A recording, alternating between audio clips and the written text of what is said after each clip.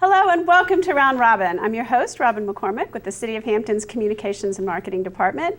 And today we're going to talk about a really fun opportunity, recreation event that is free for you to come watch. It's the Hampton Cup Regatta. It's been around for almost 90 years.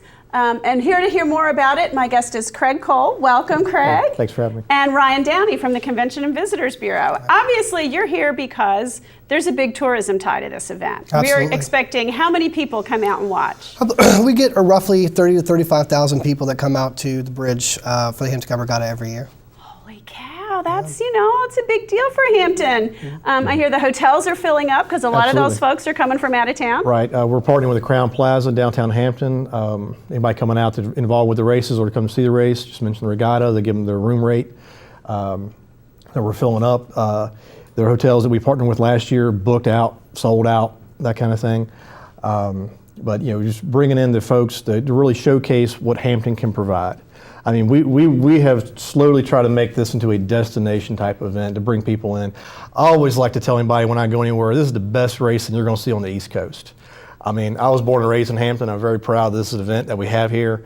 Anytime we go to other races throughout up and down the East Coast, down Elizabeth City, all the way to New Jersey, anytime we mention the regatta in Hampton, people smile and they're like, yep, we're coming. We love to see y'all. Y'all treat us right. You make us feel at home. And that's really the biggest thing. This event has a lot to offer anybody, and most of all, and primarily want to say families. People always think about racing, and is it one way or the other, just primarily adult event. It's not. We've got people who bring their families out there. They brought their kids out there since they're old enough to roll in a stroller till they walk into. They're bringing their own kids. This being our 89th race, we started in 1926. You have seen that. You've got multi-generational folks that are coming out there. I bet. So how fast did the boats go in 1926? Probably top speeds, and I'm guessing here, probably around 40. Yeah. And now we're more like about 140. Holy cow. Or higher, depending on the class of boat. I mean, we've got our traditional Jersey skiffs, which are based on the old rum runners. Back in the 20s kind of thing. You got a driver and a navigator with those boats. Okay, so the early boats were your rum runner type prohibition. Okay, gotcha. And we have flat bottoms, which more people see those traditional V-shaped boat racing. And you got your hydroplanes. And depending on what class boat, what size motor, you'll see those speeds rocket all the way up to about 150, 160, depending on what you've got. One thing we're really excited about is seeing a return of the Grand National Hydros back, our G&H class. Those guys have not come down to Hampton for a while now, but a lot of those racers are up around the Great Lakes region. But we've got a couple local guys who used to race that are coming back in. Anybody who knows a Demon Chaser, I'm going to throw out a few racers. Demon Chaser, okay. Demon Chaser, you might see his sign. You see the sign, right. Yep. Dave Coe's out there, he's bringing Demon Chaser back out. Okay, so for those of us who don't know, just like dumb it down a notch or two for me. Okay. What does this mean? What do you call it? Grand National Hydro. That's the classification of the boat. We've got everything for the designations, and you can see those out on our website at HamptonCupRegatta.com. We've got everything from our Y boats or 1 liter boats all the way through our S boats, 2.5 liter. That means bigger motors, bigger motors, bigger sound. Bigger sound, faster speeds. We've got an inaugural series called the Mock Series coming in that's going to bring a lot of those G&Hs back down to the Great Lakes region to come down to do those. And those are even bigger? Is that what you're saying? Those are probably the bigger that means big. Grand National Hydroplane. Or Grand Prix boats that we'll see. We potentially could see those out there. We've also got another series called the Epic Series. That's an East Coast series. That's an inaugural year for that. We're slowly building. We always want to see our event grow year to year, and we're bringing those series in to bring in more boats because more boats bring bigger crowds, and that's what we want to see. We want to see these folks come out and enjoy themselves and showcase Hampton. Because they come down for a race weekend, they come around, look around, they see Paradise Ocean Club, they see Buck Row, they see Grandview, they see Fort Monroe, and they want to come back and see these things and spend time here. And that, let me get back to you for a second, Ryan. This is part of Hampton's effort to increase tourism is if someone comes in for a convention at the convention center or the Hampton Cup Regatta, looks around town, sees what we have, we hope they come back, right? Absolutely. Absolutely. We have so much to do in Hampton, especially in the summertime. I look at Hampton Cup Regatta as one of the big three, which is Hampton Blackbeard Festival, Hampton Cup Regatta, and Hampton Bay Days kind of closes that Jazz out. All Festival. the things in between. Jazz Festival is huge, tourism is wise, but I'm talking about outdoor festivals. Okay, outdoors. Outdoor festivals, and so I mean, yeah, Jazz Festival is huge, and African American Festival, and we have so many, the block parties and everything else that, and these give opportunities for things to do while people are in town that are coming in for conventions, coming in for these large consumer shows. We want to make sure that they enjoy their time in Hampton and eat in our restaurants and take full advantage of any recreational opportunities that we have. So That sounds great. So this is loud, but the nice thing is it's not right in your ears, right? They're going around Mill Creek. Right. We have a surveyed course. It's a certified course. The racers come out and set records. It's recognized formally by APBA, American Powerboat Association. And we have a 1.25 mile track.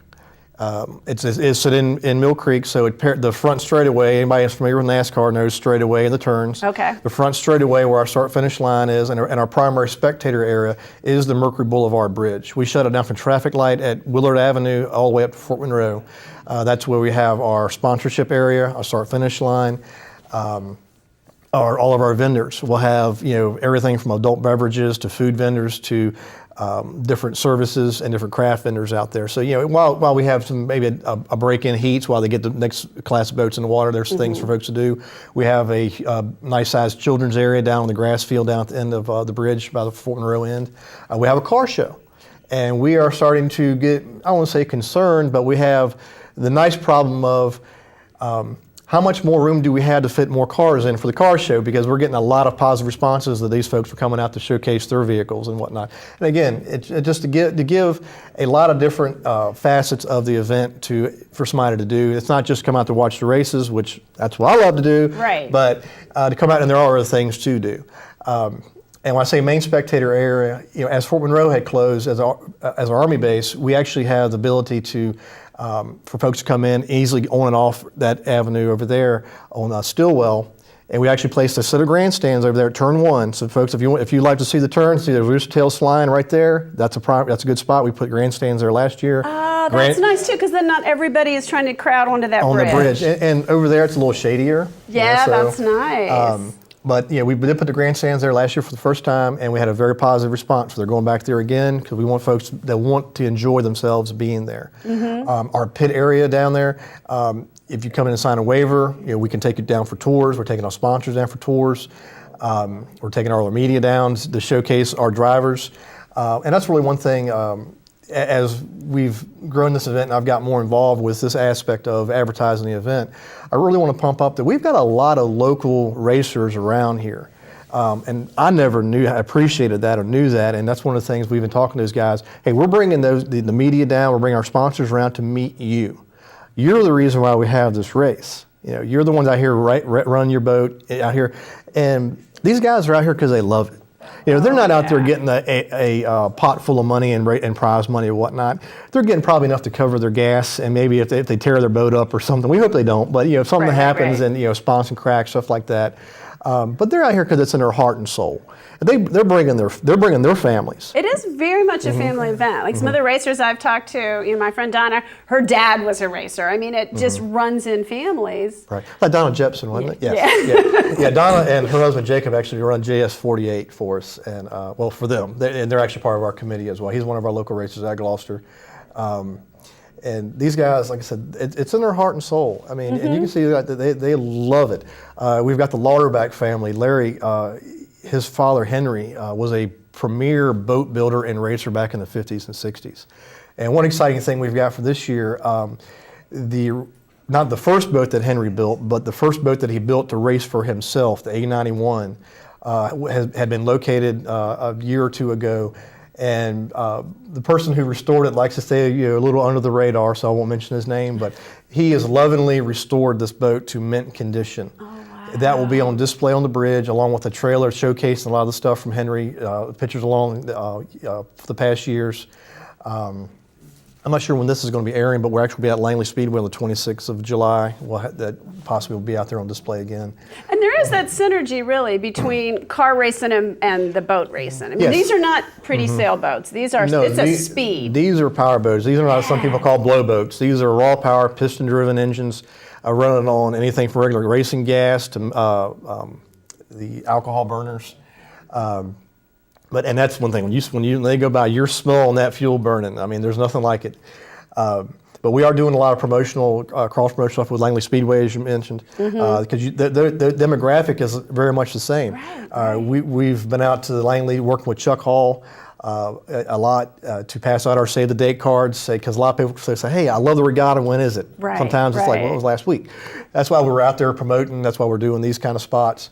And my favorite thing is when I tell, especially when the kids walk up, I give maybe an old program from last year, saying see the pictures of the boat and give the mom and dad a date card or whatever. And I tell them, I said, look, if y'all like car racing, you're going to love boat racing. You need to have your mom and daddy bring you out here. And they get a big smile. They start looking to the boat and they say, Mom, can we go? And that really makes me feel good to see, because that's something you can get them in and something they can all enjoy together. So it's always the first weekend in August? Is that the weekend in August, or it varies a little bit? It can vary a little bit year to year.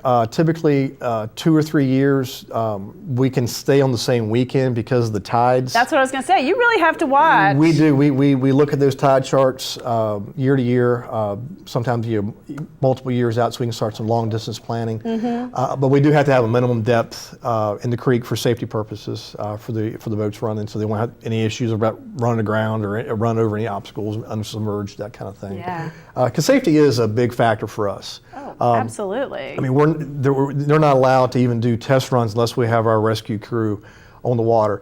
And let me say something about our rescue crew. We're Region 4 for APBA.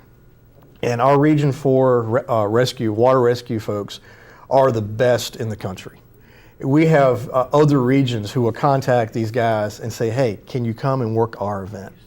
And as long as they don't have a Region 4 race, they usually go out and help them out. That's great. We never like seeing anything happen on the race course, but I've personally witnessed a few flips, and I'll be the first one to tell you that boat a lot of times has not even stopped moving in the water, and that rescue boat is already right there on the spot, and they're getting that driver out of the water usually within 30 to 45 seconds. I mean, I've literally seen that myself, and I'm like, wow. I mean, I have no qualms about saying those guys are the best in the country. That's wonderful. Okay, so if people want to come out, it's Saturday and Sunday, noon to 5, is when you're doing the racing. Yeah, the meat of the racing is 12 to 5. Again, that'll depend on our tides and our overall boat count. We're hoping for over 75 boats this year. We will have, the bridge will open for spectators. They want to come out and kind of sit their pop-ups or whatever, that kind of thing, get their spot at 10. Okay. Everything's ready to roll. And the Mercury Boulevard Bridge is closed to cars. Closed to cars, yes. There is a field that we set up for parking in Phoebus off of North Curry Street. Okay. There'll be signs directing folks over there. Of course, any open parking on the street or any open parking on Fort Monroe is available. So if you want to get to Fort Monroe, though, if you're going to those grandstands, you got to go to Phoebus. Yeah, if you want to drive over there, you got to go across the East Mellon Street Bridge. Yeah. Or if you just want to walk across the spectator area. The only thing I will say about if you want to park in Fort Monroe, please be respectful of any signs that are posted, that kind of thing. I do want to say that because Glenn Oder and the FMA has been working very closely with us to ensure that we can continue this event on as different dynamics change with Fort Monroe. As you know, that year to year, things are changing and plans, and I'll say they have some very exciting plans in place. I don't want to say a whole lot because things might change, but they are working diligently every day to make that one of the best places they can in Hampton. Great, and everything is free to watch. Right. Yeah. Pit visits are free. Right. People can get up close and personal. You are having a party Friday night that you'd like to invite folks to. Yes. We do have a reception for our racers, but the public side, we would like to come out and display our boats down at Paradise Ocean Club. Baxter Simmons and his folks out there have been generous enough since he started opening that place a few years ago to let us come in and kind of promote ourselves as well as the club, by doing these kind of spots and other advertisement. There's a small cover charge this year for the band, Slap Nation. Anybody who remembers Slap Water, it's now Slap Nation. Right. Slap Nation. Great dance band. Great dance band. They've actually played for us when we used to have the party out on the bridge. But a few years ago when Baxter opened up, we went over and checked out his place, working with Glenn. And we're like, wow, this is an awesome place. Yeah, we really want to come out. I mean, it's very open. Anybody's been out there on the deck knows what I'm talking about. If you Yeah. haven't been, you need to come. Yeah. I just can't say enough good things about out there. Okay, and again, great tourism tie. People come out and see the Paradise Ocean Club once, they're going to want to go back. Absolutely. Right. You know, We- it's a gorgeous setting. Yeah, and we'll have a few boats on display, so anybody wants to come out and reach out and touch the boat kind of thing, look at it. That sounds great. That kind of thing. We'll have different media outlets coming through doing some social media promotions during the event, that kind of thing. So you might see some camera crews out there, or who knows, maybe they might even want to talk to a random spectator and say, hey, why are you here? That kind of thing. So. Okay, well, I look forward to it. Have a successful race again Thank you. this year. Yes. 80, wait, tell me again. This will be your 89th. 89th race. We started in 1926. Pretty amazing. Pretty amazing track record. And right now we've looked at the long distance forecast, and it shows about the mid 80s and sunny. Yay. So that's what we're hoping for. That's what we love to see. And come on out. Great. And enjoy it. Great. Thank you, Kraig, for Thank coming you. back. And thank you, Ryan, too. And thank you for watching. I hope you appreciate this wonderful NASCAR on the water race that's been in Hampton for so long, running continuously, and will be out again this year. Thanks.